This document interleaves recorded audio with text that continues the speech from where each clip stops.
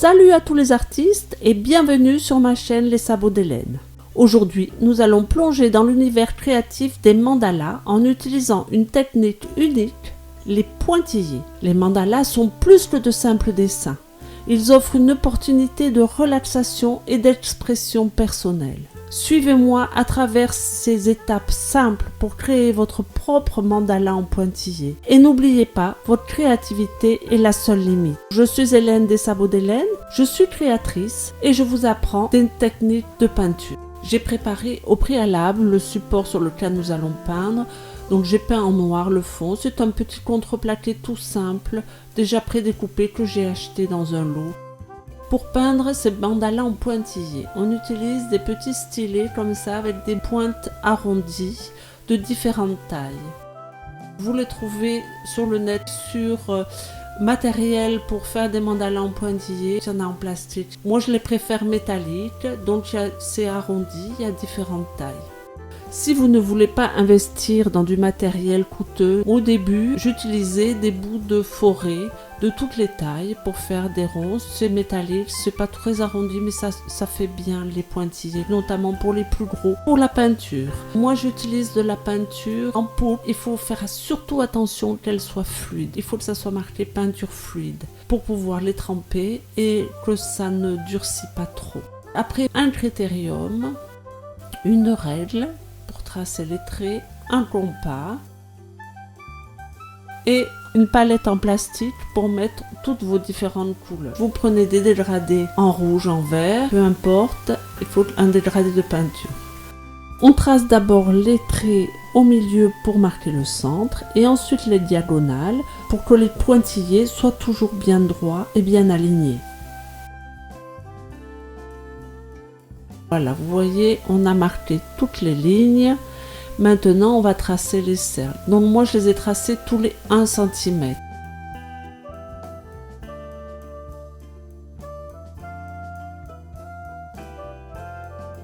Voilà, vous voyez, j'ai tracé tous les cercles pour ne pas faire les points de travers. Là, vous avez une palette pour mettre les couleurs. Si jamais vous avez de l'acrylique en tube, c'est bien pratique. Moi, ce que je vous propose, si vous n'avez pas de matériel qu'il faut l'acheter, d'utiliser des pots comme ça. Vous voyez, parce qu'on ouvre, on le pose.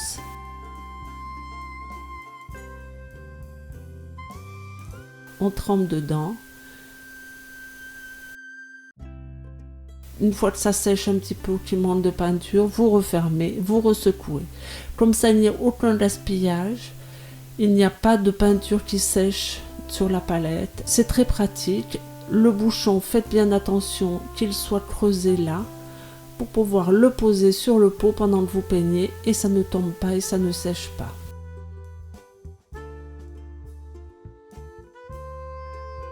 Au niveau de la technique, nous allons voir deux sortes de points cette fois-ci. On prend un stylet de n'importe quelle taille, on le trempe, on va poser le stylet sur le bois et on va faire des points comme ça. On appuie doucement bien à la verticale.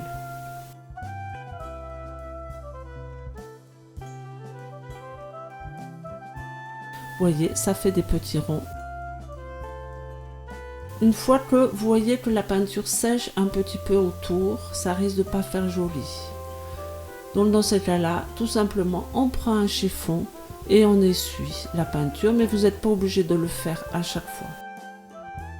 Pour faire les points qui diminuent, on fait la même chose, on trempe dans la peinture, mais on ne reprend pas de la peinture à chaque fois, on trace des points comme ça. Et vous voyez, les points diminuent au fur et à mesure qu'on appuie. Donc je récapitule, pour faire des points qui diminuent, on ne reprend pas de la peinture à chaque fois. On peut faire de l'arrondi, on peut faire des formes qu'on veut. Mais là, on essuie bien un pinceau. Et pour faire un point, on trempe et on appuie. Et on peut s'amuser à faire des petits points autour. Au-dessus, on met le point et on tapote tout autour.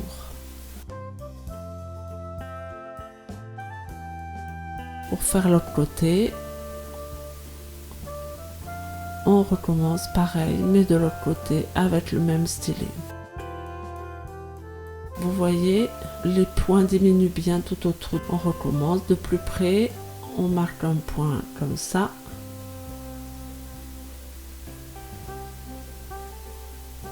Et après on prend un petit et on clique en haut et on descend de chaque côté.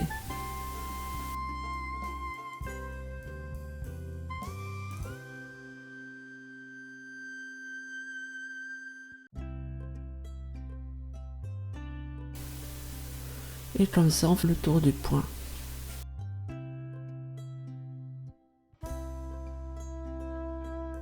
Donc je récapitule. Quand on veut faire des points de la même dimension, on retrempe dans la peinture à chaque fois.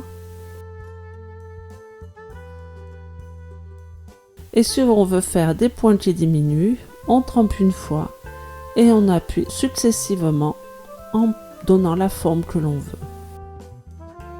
Ce sont les deux points que l'on va faire cette fois-ci. Donc j'ai commencé, donc vous voyez j'ai fait le gros rond au milieu et ensuite j'ai fait des petits points avec le tout petit stylet et vous voyez ils vont en quinconce, c'est-à-dire que je fais à chaque fois le rang au-dessus, je le mets entre les deux points. Là j'ai fait avec le tout petit. Donc maintenant je vais faire avec un peu plus grand et je vais prendre la couleur un peu plus claire. Et je fais les points juste entre les deux points de dessous.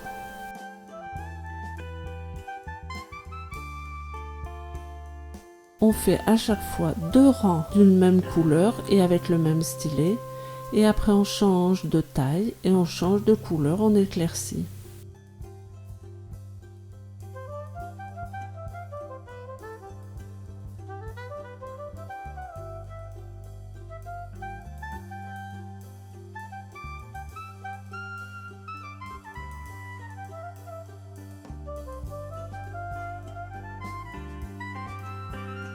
Là, j'ai changé de couleur encore et j'ai agrandi le stylet.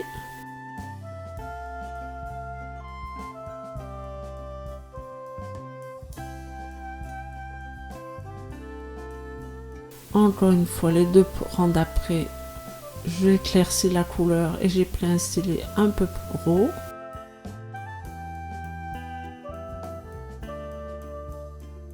Et je continue comme ça à chaque fois, les deux rangs d'après, en suivant bien le cercle et bien les lignes qu'on a fait pour que ça soit bien droit et toujours à la même distance.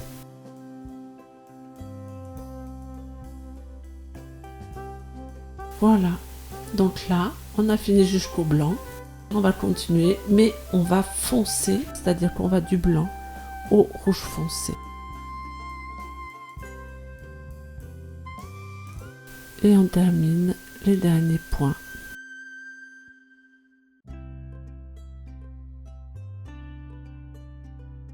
Voilà, et maintenant, il n'y a plus qu'à attendre que ça sèche afin de pouvoir finaliser le dessin et rajouter des petits points. Il vaut mieux laisser sécher pour ne pas risquer de mettre la main dessus et de tout effacer.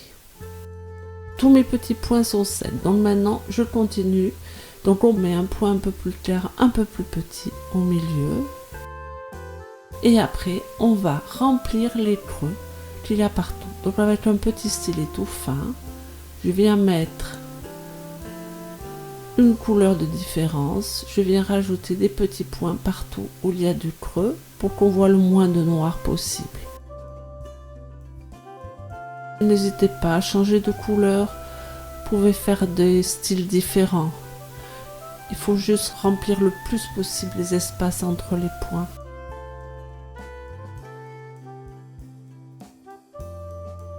Vous pouvez mettre des petits points aussi sur les gros points, notre couleur, pour donner un peu plus de lumière.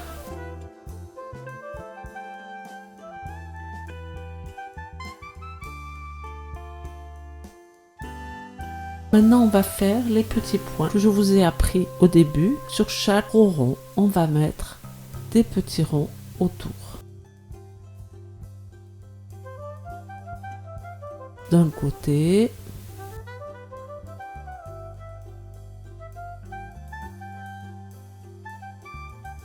Et de l'autre côté en diminuant comme je vous l'ai montré. Donc là, sur tous les points, on va faire le premier rang avec le plus petit des stylés que vous ayez. Voilà, maintenant on va changer de couleur. On va prendre la couleur un peu au-dessus et on va mettre des petits points avec un stylet un peu plus grand et on va utiliser à partir du jaune, on va faire les deuxièmes rangs.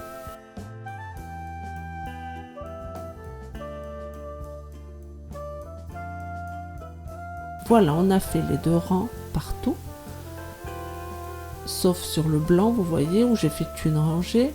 Le jaune, j'ai fait 2 rangées. Maintenant, je vais faire 3 rangées sur la 3e couleur. Donc là, je fais les 3 rangs.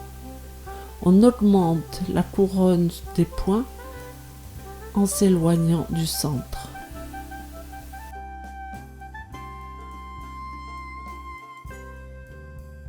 Et maintenant, on peut continuer à faire des petits points, changer la couleur.